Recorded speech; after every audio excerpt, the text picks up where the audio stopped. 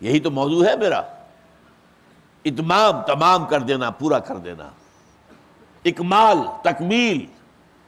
الیوم اکملت لکم دینکم، آج میں نے تمہارے لیے تمہارے دین کو کامل کر دیا۔ اس کا مفہوم کیا ہے؟ دیکھیے، ایک ہے معاملہ ذہنی ارتقاء کا جو میں نے بحث کی ہے، ایک معاملہ ہے نظام کا ارتقاء۔ آپ کو معلوم ہے کئی ہزار برس پہلے ہمارے آباء و اجداد غاروں میں رہتے تھے نا، کوئی نظام تھا، ہر شخص کا معاملہ یہ تھا اپنے غار کا مالک ہے، وہی بادشاہ ہے۔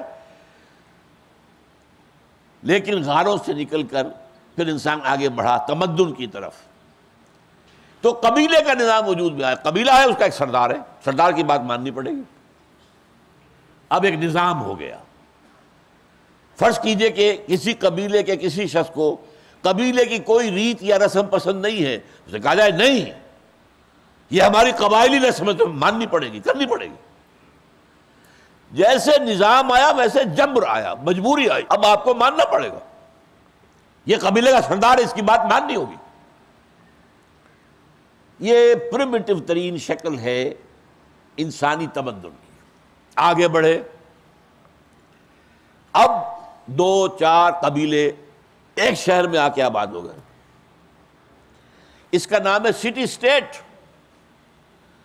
شہری ریاست۔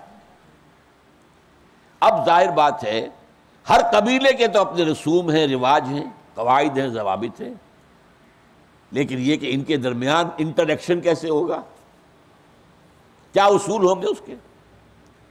یہاں سے دستور کا آغاز ہوا، دستور بنانا پڑے گا۔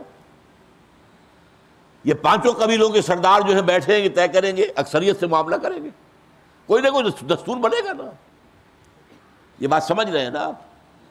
اب ایک دلچسپ بات سنیے، حضور کے زمانے میں مکہ ایک قبیلے کا شہر تھا، تمدنی اعتبار سے بیکورڈ تھا، وہاں صرف قریش رہ سکتے تھے، یا قریش کا غلام یا قریش کا حلیف۔ باہر سے کوئی شخص آیا ہے، وہ مکے میں قیام کرنا چاہتا ہے، کسی نہ کسی مکے کے سردار کا حلیف بنے گا تو رہ سکتا ہے، ورنہ نہیں۔ جیسے آج بھی سعودی عرب میں آپ کاروبار کرتے ہیں تو کوئی سعودی وکیل ہوگا آپ کا تو آپ کاروبار کر سکتے ہیں، اور وہ آرام سے پیسہ کھاتا بیٹھ کر، کام آپ کرتے ہیں، محنت آپ کرتے ہیں، کمائی آپ کرتے ہیں، اسے تو سعودی ہونے کی نسبت سے جو ہے دولت آ رہی ہے اس کے پاس۔ تو گویا کہ وہ کیریکٹر بنیادی جو تھا مکے کی سوسائٹی کا تحال چل رہا ہے۔ وہ ایک قبیلے کا شہر تھا، مدینے میں 5 قبیلے تھے، ملٹی ٹرائبل سٹی اسٹیٹ۔ یہ ہے کہ جہاں آ کر اب کچھ نہ کچھ طے کرنا پڑے گا۔ مثلاً میں مثال دیتا ہوں، اوس کا قبیلہ چھوٹا تھا، خزرج کا بڑا تھا۔ اب ان کے ہاں طے تھا اگر کوئی اوسی خزرجی کو قتل کرے گا تو 3 گنا دیت دینی پڑے گی، خون بہا 3 گنا ہوگا، اور اگر کوئی خزرجی قتل کر دے اوسی کو تو اکیرا، خزرجی نے قتل کیا اوسی کو تو 100 اونٹ، اور اوسی قتل کر دے خزرجی کو تو 300 اونٹ۔ اب خون کھولتا ہوگا کہ نہیں اوسی نوجوان کا؟ یہ کیا بات ہوئی؟ میرا خون جو ہے 1/3 قیمت کا ہے خزرجی نوجوان کے خون سے، لیکن ماننا پڑے گا۔ If you want to stay in Medina, in Yathrib, this is the decision، ماننا پڑے گا۔ یہ مدینہ منورہ کی ریاست تھی۔ اس سے اگلی سٹیج کیا آئی؟ بڑی بڑی امپائرز وجود میں آ گئی، عظیم مملکتیں، شہنشاہیت۔ اب جو جبر آیا ہے، ظلم آیا ہے، کسان خون پسینہ ایک کرے گا اور آ کر جاگیردار جو ہے لانس شیئر لے جائے گا پیداوار میں سے، اس میں سے کچھ اپنے پاس رکھے گا اپنے عیش، اور کوئی بادشاہ کو بھیج دے گا، بادشاہ محل بنائے گا، اس کے اندر جو ہے مخملی سارا معاملہ ہوگا، سب ہوگا۔ یہ سارا عیش وہ کر رہا ہے، محنت یہ کر رہا ہے، ایکسپلائٹیشن، ورسٹ ایکسپلائٹیشن۔ اور اس اندیشے سے کہ ہو سکتا ہے کہ عوام میں بغاوت ہو جائے، وہ فوج بھی کھڑی رکھے گا سر کچلنے کے لیے۔ ذرا کسی نے سر اٹھایا اور اس کی سرکوبی کر دی گئی۔ یہ ہے امپیریلزم۔ اور آپ کو معلوم ہے حضور کے زمانے میں دو عظیم سلطنتیں سر پر موجود تھیں۔ جزیرہ نماء عرب کے سر پر جائیے، جیسے افغان کا چہرہ چھوٹا ہوتا ہے پگڑی اس کی بہت بڑی ہوتی ہے، تو جزیرہ نماء عرب کے اوپر جو ہے ایک طرف سلطنت ایران، ایک طرف سلطنت روما، دو عظیم سلطنتیں۔ اور عرب ممالک میں سے شام رومیوں کے قبضے میں، عراق ایرانیوں کے قبضے میں۔ وہاں بادشاہت کا بدترین نظام آیا۔ اب وقت آیا ہے کہ نوع انسانی کو وہ نظام عدل اجتماعی عطا کر دیا جائے جس میں ظلم ختم ہو جائے، ایکسپلائٹیشن ختم ہو جائے، جس میں یہ کہ ایکویٹیبل ڈسٹریبیوشن آف ویلتھ ہو، دولت کی تقسیم منصفانہ ہو، جس میں پیدائشی طور پر کوئی نہ اونچا ہو نہ نیچا ہو، پیدائشی طور پر تمام انسانوں کو مانا جائے کہ مساوی ہے، وہ چاہے مرد ہو چاہے عورت مساوی ہے، شرف انسانیت دونوں کے اندر مشترک ہے۔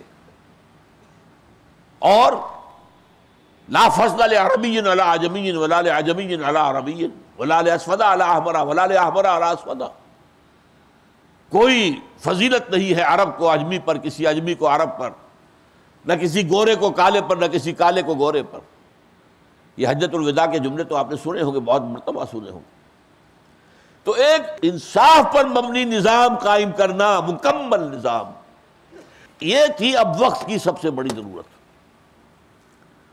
اور آپ کو معلوم ہے کہ آج وہ اجتماعی نظام اور پھیل گیا ہے، اس نے افراد کو شکنجے میں لے لیا ہے۔ آپ اپنے بچے کی تعلیم و تربیت اپنی مرضی سے نہیں کر سکتے، کیا کریں گے؟ آپ نے اسکول کے حوالے کیا you have wash your hands, اب وہ اسکول بنائے گا جو کچھ بچے کو بنائے گا، اس کا ذہن بنائے گا، اور وہ حکومت کنٹرول کرے گی اس کو۔ ٹیلی ویژن کو حکومت کنٹرول کرے گا، وہ ذہن بنائے گا۔ آپ لاکھ یہ کر لیں گے کہ اپنے گھر میں ٹیلی ویژن نہیں لائیں گے، بچہ جا کر کسی دکان پر دیکھے گا، کسی پڑوسی کے گھر میں دیکھے گا۔ آپ غار میں بند تو نہیں کر سکتے نا اس کو۔ آج اجتماعی زندگی گرفت میں آ چکی ہے، شکنجے میں آ چکی ہے، نظام نے گھیراؤ کر لیا انسان کا، اور اس نظام کے اندر ظلم کون کون سے ہے۔ علامہ اقبال کے الفاظ میں سنا رہا ہوں، خواجہ از خون رگے مزدور سازد لال ناب۔ خواجہ سرمایہ دار، کارخانے دار، خواجہ کارخانے دار جو ہے وہ اپنے مزدوروں کی رگوں میں دوڑنے والے سرخ خون سے وہ سرخ شراب بنا رہا ہے جو شام کو بیٹھ کر پیتا ہے۔ کہاں سے آ رہی شراب؟ یہ اس کے باپ کی کمائی ہے؟ یہ مزدوروں کی کمائی ہے۔ خواجہ از خون رگے مزدور سازد لال نام، از جفائے دہ خدایاں کشت دہقانہ خراب۔ اور یہ جاگیردار، یہ وڈیرے، یہ لینڈ لارڈز، یہ قبیلوں کے سردار جو عیش کرتے ہیں، جن کے بچوں کی تعلیم یورپ میں ہوتی ہے، جو جا کر اپنی گرمیاں وہاں گزارتے ہیں، وہ جو کاشتکار ہے، جو ہاری ہے، جو غریب خون پسینہ اس کا ہے، اس کے بچے کے لیے دوا نہیں ہے، اس کے بچے کے لیے غذا نہیں ہے، اس کے بچے کے لیے تعلیم نہیں ہے۔ اور یہ لینڈ لارڈ، فیوڈل لارڈز، یہ بیٹھے ہوئے عیش کر رہے ہیں۔ یہ نظام جو ہے، اسی لیے اقبال نے پھر اس کے بعد الفاظ کیا کہے ہیں، خواجہ از خون رگے مزدور سازد لال ناب، از جفائے دہ خدایاں کشت دہقانہ خراب۔ انقلاب انقلاب ہے، انقلاب، انقلاب برپا کرو، ایک منصفانہ نظام قائم کرو۔ لہذا وہ عہد جدید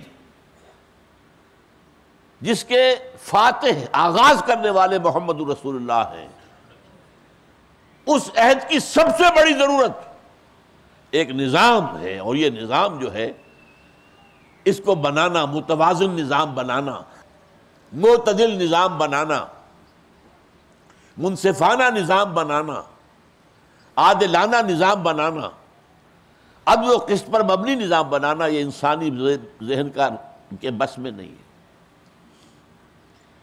دیکھیے، ایک مسئلہ یہ ہے کہ مرد اور عورت میں کیا توازن ہو حقوق اور فرائض کا۔